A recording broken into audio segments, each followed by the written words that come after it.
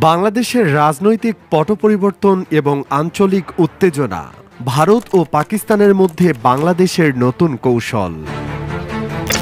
শেখ হাসিনার সরকার পতনের পর বাংলাদেশের রাজনৈতিক পরিস্থিতিতে ব্যাপক পরিবর্তন এসেছে। এর মধ্যে ভারতীয় সংবাদ মাধ্যমগুলো দাবি করছে, নতুন নেতৃত্বের অধীনে বাংলাদেশ ভারতের প্রতি সংঘাতমূলক অবস্থান গ্রহণ করেছে এবং পাকিস্তানের সঙ্গে সম্পর্ক আরও দৃঢ় করছে। এর ফলে দক্ষিণ এশিয়ার কৌশলগত ভারসাম্যে নতুন করে উত্তেজনা সৃষ্টি হয়েছে।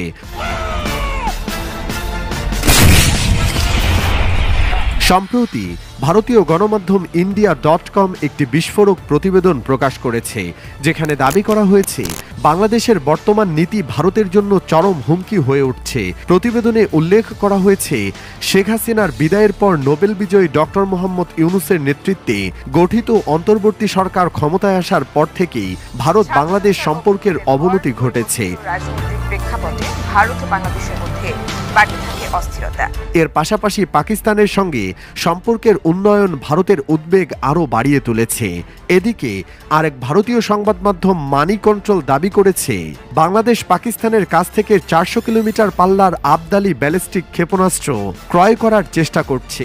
এই ক্ষেপণাস্ত্রটি পাকিস্তানের মহাকাশ গবেষণা কমিউনিকেশনের তৈরি এবং বর্তমানে পাকিস্তান সেনাবাহিনীর একটি গুরুত্বপূর্ণ প্রতিরক্ষা ব্যবস্থা।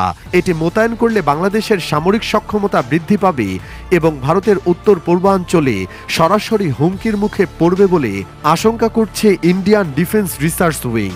প্রতিবেদনে আরও বলা হয়েছে, এই ক্ষেপণাস্ত্রের সীমিত পরিসর থাকলেও এটি ভারতের সামরিক অবস্থানের বিরুদ্ধে প্রতিবন্ধক এবং পাল্টা প্রতিরোধ ব্যবস্থা হিসেবে ব্যবহৃত হতে পারে। পাকিস্তানের প্রতিরক্ষা মন্ত্রণালয় অনুযায়ী আবদালির পাশাপাশি গজনভি, শাহিন 2 এবং শাহিন 3 নামক পারমাণবিক সক্ষমতা সম্পন্ন ক্ষেপণাস্ত্র ব্যবস্থাও রয়েছে। বর্তমান উত্তেজনাকর পরিস্থিতির মধ্যেই ভারতের একটি অংশ দাবি করছে, বাংলাদেশের অর্থনীতি অনেকটাই ভারতের উপর নির্ভরশীল। চাল, গম, পেঁয়াজ, রসুন, চিনি, তুলা এবং পরিশোধিত পেট্রোলিয়াম সহ নিত্যপ্রয়োজনীয় পণ্য আমদানির ক্ষেত্রে বাংলাদেশ ভারতের সঙ্গে ঘনিষ্ঠ বাণিজ্যিক সম্পর্ক বজায় রেখেছে। 2020-21 অর্থ বছরে এই দ্বিপাক্ষিক বাণিজ্যের পরিমাণ ছিল প্রায় $10 বিলিয়ন। India.com-এর দাবি, যদি বাংলাদেশ ভারতের সঙ্গে সংঘাতপূর্ণ অবস্থান বজায় রাখে তাহলে দিল্লি বাংলাদেশে পণ্যের রপ্তানি বন্ধ করতে পারে। এতে বাংলাদেশের অর্থনীতি গুরুতর চাপে পড়বে এবং জিডিপিতে নেতিবাচক প্রভাব পড়বে। তবে প্রতিবেদনে দক্ষিণ এশিয়ার কৌশলগত ভারসাম্যের পরিবর্তন নিয়েও আলোকপাত করা হয়, যেখানে বলা হয়, বাংলাদেশের বর্তমান রাজনৈতিক অবস্থান এবং সামরিক পরিকল্পনা বাস্তবায়িত হলে তা ভারত ও বাংলাদেশের মধ্যে শক্তির ভারসাম্যে বড় ধরনের পরিবর্তন আনতে পারে। কেননা একদিকে ভারতের সঙ্গে উত্তেজনা বাড়ছে, অন্যদিকে পাকিস্তানের সঙ্গে সম্পর্ক দৃঢ় হচ্ছে।